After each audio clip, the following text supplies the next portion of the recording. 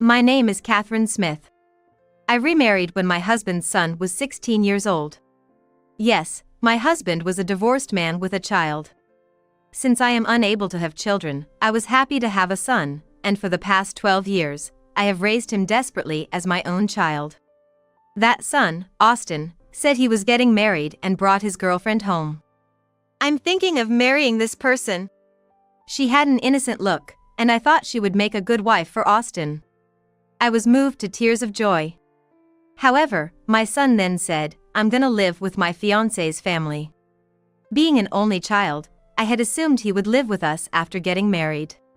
So, this was quite a shock. Living together? Why not? There's no problem with me living with my fiancé's family, right? That was certainly true. We have a house, but it's just a regular, mass-produced home. There's nothing special to inherit. But you are an only child. She's an only child too. And though our family has nothing to inherit, her family has a distinguished lineage. It makes more sense for me to live with them.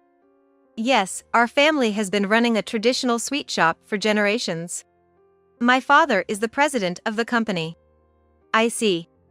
In that case, it's understandable for you to live with them. And Dad, you have this person. Austin said, pointing at me.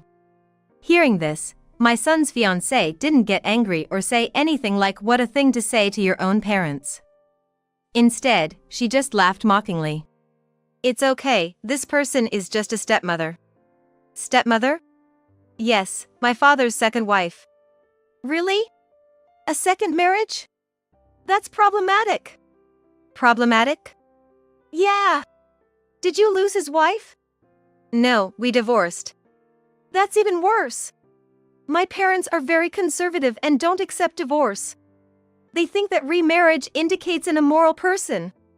If they know about it, they might not approve of our marriage. Well, it's the truth. Then, let's just say your wife passed away. Are you kidding? You raised Austin alone after your wife's death. My parents would respect that and would be even more impressed with how well you raised Austin. But what about this person? Remarriage is also frowned upon. My parents believe in only one marriage for life. If they learn about a second marriage, they won't approve of our marriage. Well, then, she doesn't need to come to the family meeting. What?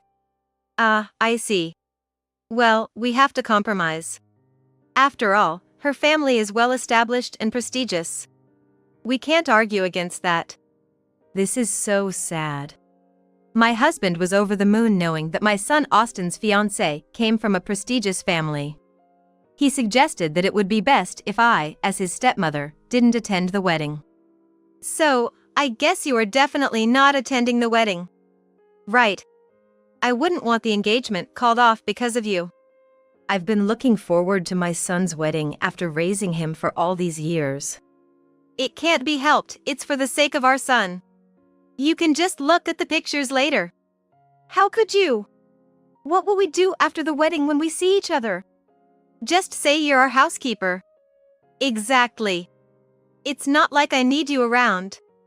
Plus, we'll avoid any mother-in-law and daughter-in-law conflicts.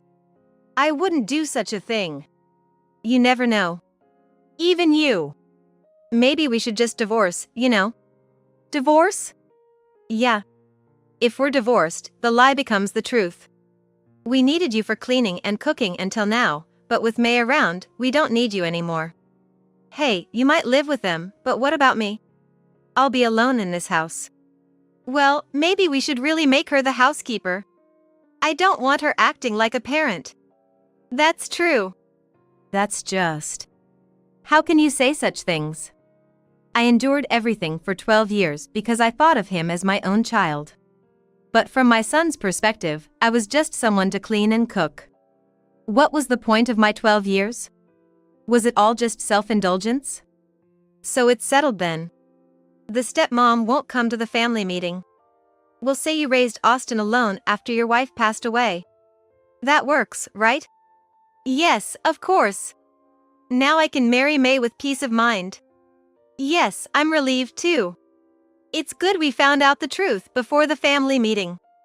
Otherwise, the wedding might have been called off because of the stepmother. I definitely don't want a stepmother acting like a mother-in-law. How can people be like this? It can't be helped. If you were really a mother, you'd understand. It's for the happiness of our son. If you can't endure this, you're not fit to be a parent. Is that so? Is that how it is? I felt like everyone was against me. What was I for all these years? 12 years. Enough with the 12 years, 12 years. All right, thanks for the 12 years of service. The fake is no longer needed, so don't come to the family meeting. Of course. If you come and the engagement is broken, I'll resent you for the rest of my life. What?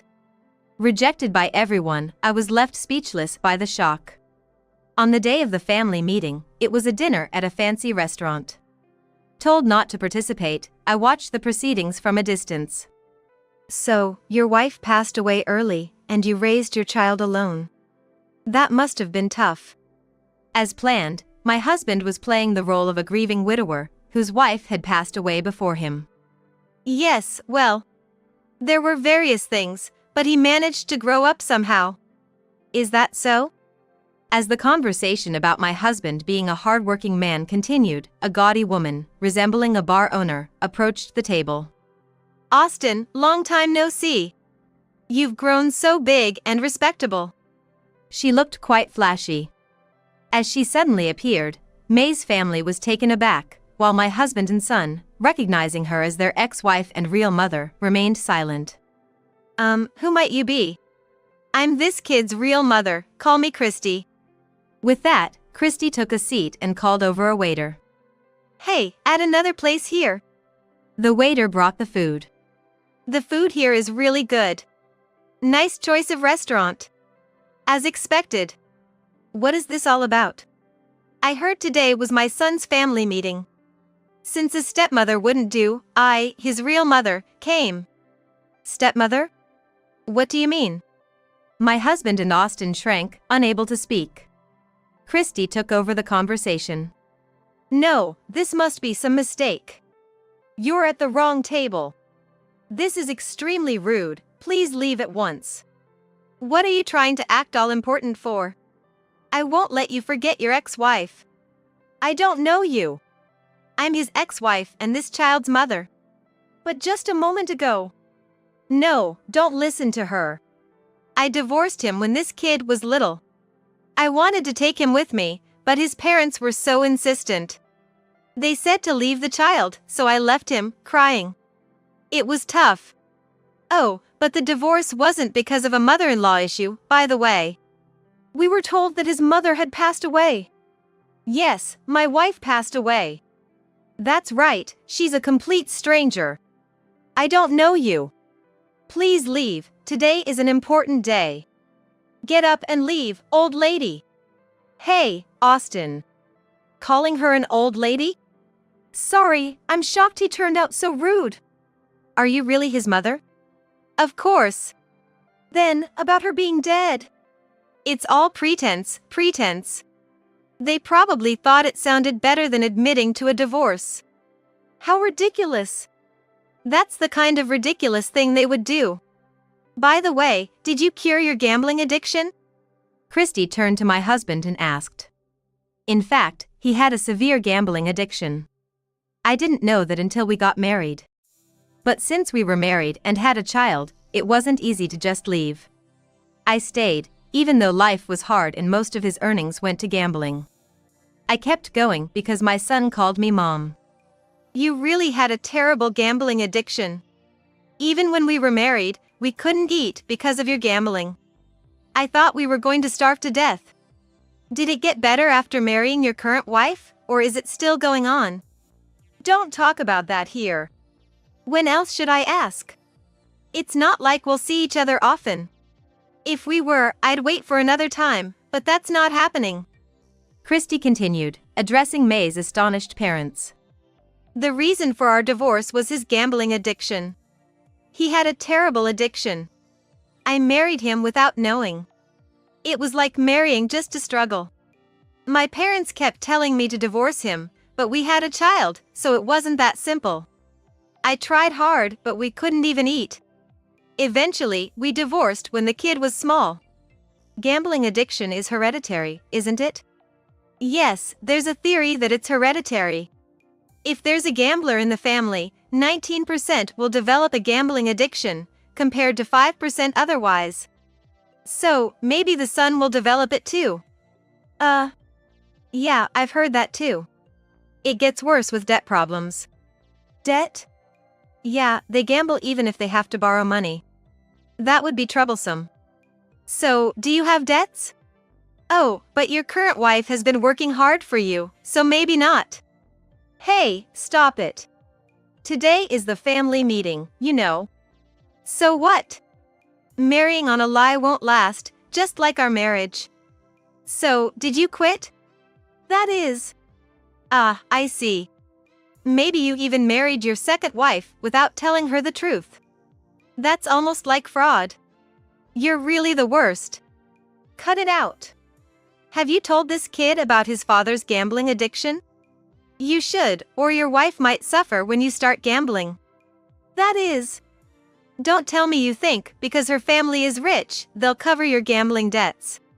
I'm worried because your father would think something that awful. I'm not thinking anything like that. Well, good if you're not. The food here is really delicious. Everyone should eat and enjoy. By the way, what happened to your parents? They passed away 13 years ago. Ah, I see. So you remarried 12 years ago. Typical, finding someone to take care of you. You can't manage the house on your own. Without a wife, it would be a total mess. Well, men usually aren't good at tidying up. Why did you even come? I didn't invite you. Maybe it was Christy's blatant behavior, but my husband finally snapped back at her. Then, without any shame, Christy brought up my name. Your second wife, Catherine, told me. What? Catherine did? Yes. Why would you and Catherine? Catherine found me 12 years ago. She said no parent would abandon their child. I was so happy back then. You never sent a single photo, but Catherine contacted me. She sent me photos of Austin growing up and told me all about him. Then she said a stepmother wouldn't do for this family meeting. She was worried Austin would feel awkward, so she asked me to come. But this atmosphere is so tense. Feels like a bunch of liars together. Are you planning to get back with Austin's dad? What? No way. Austin has a wonderful mother. And I'm remarried too. I'm not giving up my current happiness. Marrying him would just mean suffering with his gambling. I even discussed today with my husband.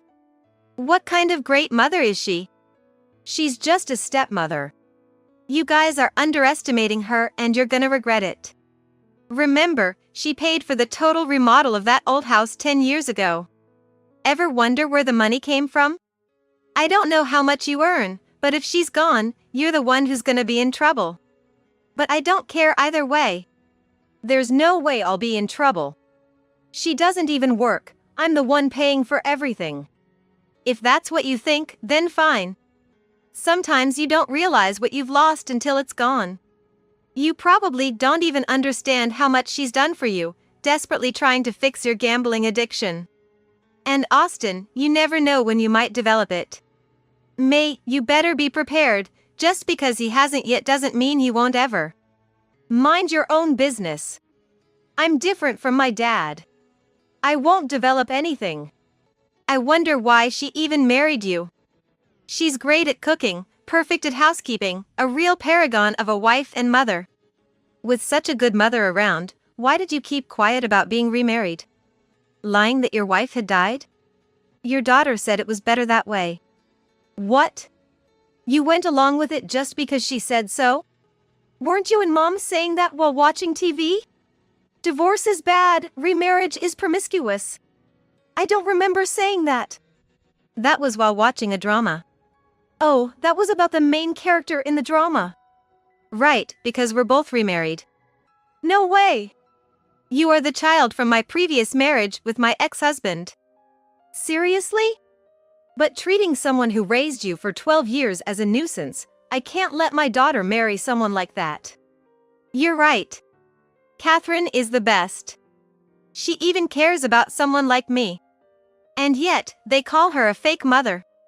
He's no good. She's really that wonderful? Of course. Christy then looked at me and gestured for me to come over. I approached the table, and my husband and son were shocked. Why are you here?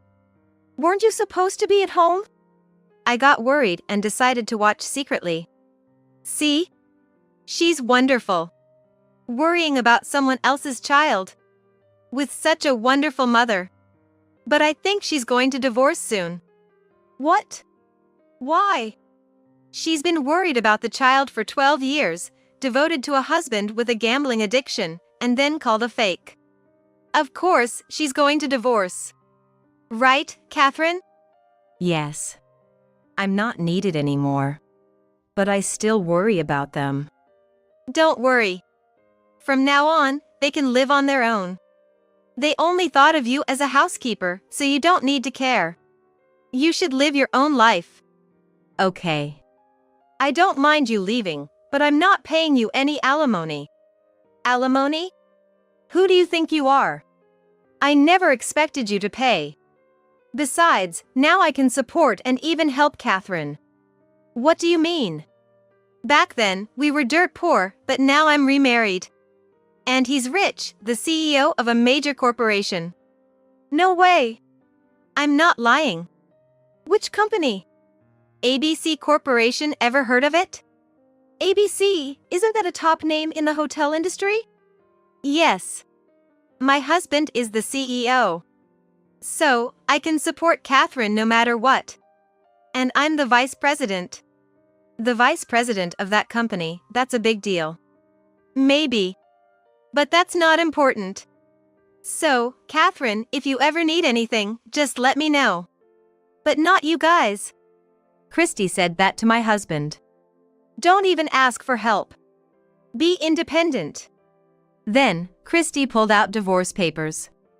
Strike while the iron is hot, right? Here's the divorce form. Sign it quickly. I'll witness it. You don't want to drag this out. Catherine's too kind. It's okay. I was planning to leave today anyway. I signed the divorce form. Now it's your turn. No need to think about it. You wanted to turn her into a housekeeper, after all. Of course. I have no lingering feelings for such a woman. My husband quickly signed the divorce papers, perhaps out of pride. May's parents were clearly shocked to see him sign without any hesitation. They then announced, "We must decline this marriage proposal." After returning home, I packed my belongings without anyone stopping me and left the house. Christy was waiting outside and drove me to my new residence. I'm not sure if you'll like it, but I've arranged a new place for you. You can pay the rent when you're able to afford it. After all, it's our property. Later, my ex-husband and former son contacted me, angrily blaming me for the broken engagement. It's your fault the engagement was called off. If that marriage had gone through, I would have eventually become a president. I could have had an easy life. You ruined everything. Be quiet! Christy yelled as their voices came through the phone on speaker. Do you think you have the right to speak to her like that? She's the reason you could barely get by. Yet, you called her a nuisance, a fake. And now a housekeeper? She asked me to replace her because she was worried about Austin. And you turn it into a complaint? Blaming others has its limits. Well, it's still her fault the engagement was called off. If she hadn't called you, everything would have been fine. You mean you would have kept May's parents deceiving? If you really wanted to marry, it wouldn't have ended. It's because it wasn't genuine that it fell apart. Cool your heads, you idiots. Christy hung up the phone. I agreed with Christy and wouldn't have been able to say it myself without her. Grateful for her support, I ended the day on a positive note. However, a month later, they contacted me again. Is Christy there? No, she's not. Well, There was a relieved tone in my ex-husband's voice. The full remodel fee hasn't been paid. Is that so? Just pay it then. I'm no longer involved, so please don't contact me about it. Can I afford it with my salary? If you quit gambling, maybe. That's impossible. You know that as well as I do. Yes, but it's no longer my concern. How did you manage before? I supplemented it with my income. In fact, I paid for the remodel and living expenses. How can that be? You weren't working. You just didn't know, but I was working too. What were you doing? I was doing handmade crafts. All your income went to gambling. So, without you, I can't manage? You could if you stopped gambling. I can't stop, as I've told you. So, you have no intention to overcome your gambling addiction? I want to, but it's impossible. I can't go a day without it. Given his repeated insistence that it's impossible and despite claiming he wants to change, it seemed clear he had no real intention to do so. You have to try your best. Anyway, it's no longer my concern. How much debt is left? Well, it will be cleared in about 17 years. 17 years? That's impossible. Please, help me. I don't have that kind of money. Please send me some. I'm a stranger now, and wasn't I just a fake mother to your son? I can't help you. You need to handle it yourself. Please, I'm begging you. I can't even afford food. My ex-husband was pleading, trying to extract money from me. But after that phone call, Christy and I agreed that being firm was the best way to help him. If I coddled him, he would never change. I firmly cut off my ex-husband's pleading and ended the call. 6 months later, I heard that my ex-husband, who somehow managed to maintain his lifestyle, ultimately couldn't stop gambling and had to let go of the house. Austin, seeing his father so consumed by gambling, developed a gambling addiction himself. The two of them got deeply hooked on gambling, frequently visiting casino, ostensibly to increase their living expenses. This only worsened my ex-husband's gambling addiction, and he finally quit his job. Consequently, they couldn't even afford the basic living expenses. Despite living in a cheap apartment, their inability to pay rent due to gambling led them to become homeless, resorting to hotels. Soon, they couldn't even afford the hotel fees and ended up at loan sharks, borrowing money to keep gambling, chasing the dream of a big win. However, as their debts grew out of control, they tried to contact me again. Anticipating this, I had changed my phone number so they couldn't reach me. In desperation, they contacted Christy, but they had no chance of getting any money from her. With the cold season coming, they were found huddled together in a corner of a park, unable to afford even the hotel fees. Meanwhile, I kept working on my passion for handmade crafts. Thanks to my perseverance and Christy's support, I managed to pay my rent, and eventually, I opened my own store. My crafts began to attract more customers, and my store became very successful. Now, every day I create products filled with dreams for my many customers.